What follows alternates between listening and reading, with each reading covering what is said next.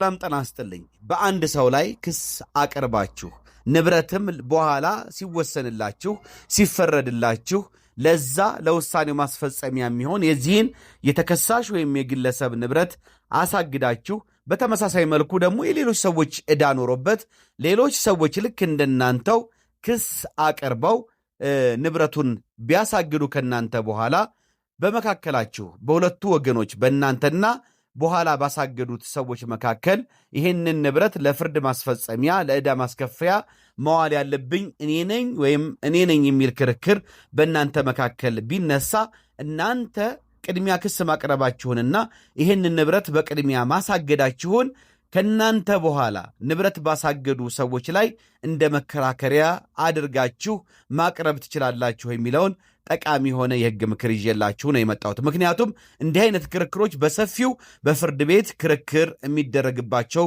ጉዳዮች ስለሆኑ ማለት ነው። እንግዲህ በሰዎች መካከል በፍርድ ቤት ከሚገጥሙ ችግሮች አንዱ ምንድን ነው? አንድ ሰው በሌላ ሰው ላይ የሚጠይቀው ገንዘብ ይኖረዋል፣ ዕዳ ይኖራል፣ የሚጠይቀው የሚያስከፍለው። ስለዚህ በዛ ሰው ላይ ክስ ያቀርባል። ክስ ሲያቀርብ ዝም ብሎ አይደለም የሚያቀርበው። የዛን ሰው ንብረቶች ክስ የሚያቀርብበትን ንብረት ሊሆን ይችላል ወይም ደግሞ ሌሎች የዚህ ሰው ንብረቶች የሆኑ ያሳግዳል። የሚያሳግድበትም ትልቁ ምክንያት ምንድን ነው? ይህ ሰው መከሰሱን ሲያቅ የሚወሰንብኝ ከሆነ በኋላ ንብረቶቼ በፍርድ አፈጻጸም ሊሸጡ ይችላሉ፣ በሐራጅ ሊሸጡ ይችላሉ። ይህ ክስ ያቀረበብኝ ሰው ሲያስፈርድብኝ እነዚህን ንብረቶች ሊያሸጥብኝ ይችላል ገንዘቡን ለመውሰድ ብሎ ንብረቶቹን ሊያሸሽ ሊለውጥ በስጦታ ወደ ሌላ ሰው ሊያስተላልፍ ስለሚችል ንብረቶቹ ይታገዱልኝ ብሎ ያሳግዳል። እንግዲህ በፍትሐ ብሔር ስነ ስርዓት ሕጋችን ከአንቀጽ 151 እስከ 159 ንብረትን ስለማሳገድና ስለማቆየት የተደነገጉ ድንጋጌዎች አሉ። ስለዚህ እናንተ እንዳሳገዳችሁት ሁሉ ደግሞ ሌሎች ሰዎችም ያሳግዳሉ ይህንን ንብረት። በመሃል ግን ከእናንተ በኋላ ያሳገዱ ሰዎች በፍርድ ቤት አስወስነው ወደ ፍርድ አፈጻጸም ቢሄዱና የእናንተ ክርክር ባያልቅ ወይም ደግሞ እኩል በኩል ቢያልቅና ንብረቱን እናንተ ቀድማችሁ ማሳገዳችሁን በኋላ ላይ ባሳገዱ ሰዎች ላይ መከራከሪያ አድርጋችሁ ማቅረብ ትችላላችሁ ወይ? እኔ ይህንን ንብረት ቀድሜ ስላሳገድኩት እኔ አሽጬ ይህንን ንብረት ዕዳውን ከወሰድኩኝ በኋላ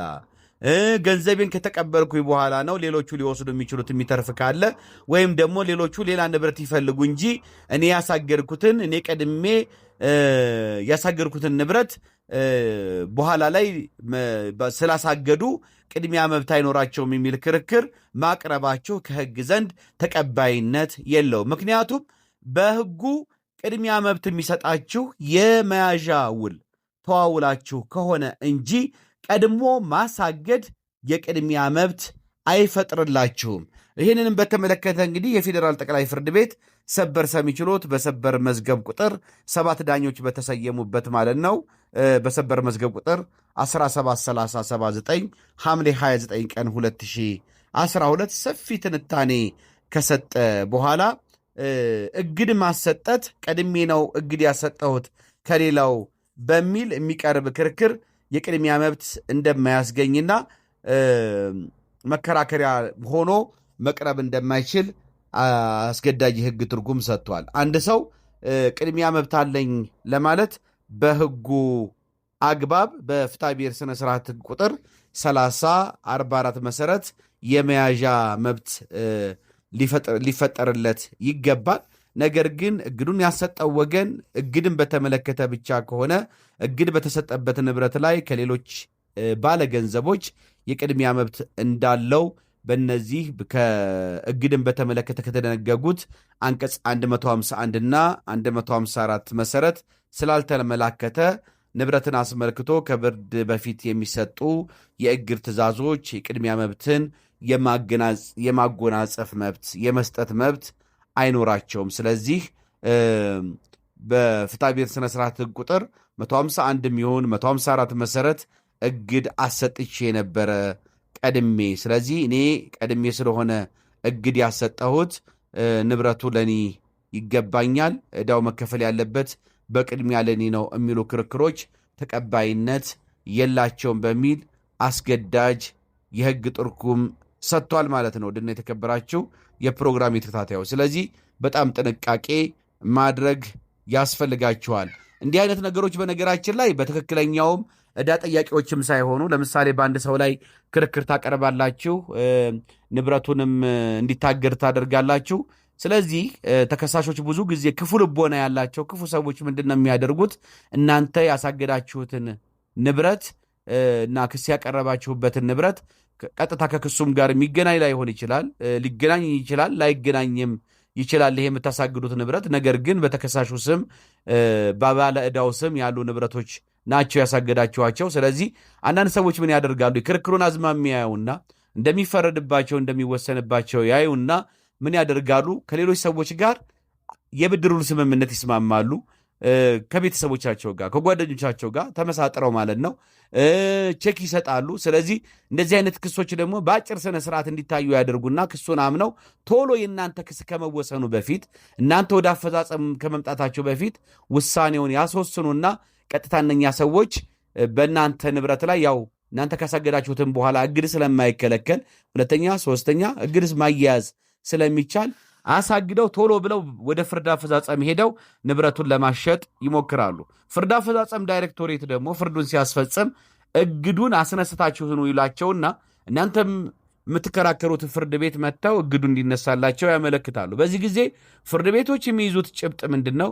እግድ እናንተ ቀድማችሁ እዛ መዝገብ ላይ ማሰጠታችሁ ቅድሚያ ያሰጣችኋሉ። ያ ሰው ቅድሚያ የሰውዬ ስላሳገደ ንብረቱን ጠብቅ ይባላሉ። ያስፈርዶ እያለ አስወስኖ እያለ የሚለው ነው ዋናው ጥያቄው። ስለዚህ አሁን በነገርኳችሁ መሰረት እናንተ ብታሳግዱትም ማሳገዳችሁ ቅድሚያ መብት ስለማይፈጥርላችሁ የእናንተ እግድ ያን ሰውዬ ንብረቱን የእግድ ያሰጣችሁበትን ንብረት ይሄ ያስወሰነው ሰውዬ ያስፈረደው ሰውዬ ከማሸጥ ስለማይከለክለው ንብረቱ ይሸጣል ማለት ነው። ስለዚህ የእናንተ ክርክር ባሻጥር ዋጋ አልባ ሊሆን የሚችልበት ሁኔታ ይኖራል ማለት ነው። እንግዲህ ሊሆን የሚችለው ምንድን ነው? እናንተም ካስወሰናችሁ ያም ሰው ካስወሰነ በተለይ ውሳኔው የተሰጠው በፍትሐ ብሔር ስነ ስርዓት ቁጥር 151 መሰረት 151 እንግዲህ ከክርክሩም ጋር ቀጥታ የማይገናኝ ንብረት የሚታገድበት ነው። 154 ግን የፍትሐ ብሔር ስነ ስርዓት ቁጥር 154 ግን ቀጥታ ክርክር የቀረበበት ንብረት የሚታገድበት ነው። በፍርድ ቤት ግን በተለምዶ ሁልጊዜም እግድ ሲሰጥ የሚቀርበው በፍትሐ ብሔር ስነ ስርዓት ቁጥር 154 መሰረት እግድ እንዲሰጥልኝ እየተባለ ነው ለፍርድ ቤቶች አቤቱታ የሚቀርበው። ስለዚህ ንብረቱን ስለሚከተል በ151 መሰረት በፍትሐ ብሔር ስነ ስርዓት ቁጥር 151 መሰረት የሚሰጥ እግድ የዚህን የተከሳሹን ወይም የባለ ዕዳውን ሁሉንም ንብረቶች የሚከተል ስለሆነ የእግድ ትእዛዙ እናንተ በፍትሐ ብሔር ስነ ስርዓት ቁጥር 404 እና 403 መሰረት ከዛ ሌሎች ካስፈረዱ ሰዎች መካከል በተነጻጻሪ የእናንተም ዕዳ አብሮ እንዲከፈላችሁ ከሚያደርግ በስተቀር የቅድሚያ መብት አይፈጥርላችሁም። ስለዚህ ከፍተኛ ጥንቃቄ እኔ ቀድሜ ስላሳገድኩኝ ብላችሁ ትደላላችሁ የምትቀመጡበት ሁኔታ ሊኖር አይገባም። ገና ከጅምሩ ከሰውየው ጋር የምታደርጉትን ግንኙነት በጣም በጥንቃቄ ማድረግ አለባችሁ። በተለይ ብድሩ የምታደርጉና ተመሳሳይ ነገሮችን የምታደርጉ ሰዎች የሰውየውን የመያዣውል ብታደርጉ ከሰውየው ጋር ይህን የመያዣውል ደግሞ በሕጉ አግባብ የተመዘገበ ብታደርጉት የማይንቀሳቀስ ንብረቱ በሚገኝበት መዝገብ ላይ እንዲመዘገብና እንዲያዝ ካደረጋችሁ ከስጋት ነጻ ትሆናላችሁ ማለት ነው። እግድ ግን የቅድሚያ መብት እንደማያሰጥ ለእናንተ ይህንን የህግ ምክር ላቀርበላችሁ ብዬ ነው። መልካም ጊዜ እንዲሆንላችሁ እመኛለሁ። ባባይ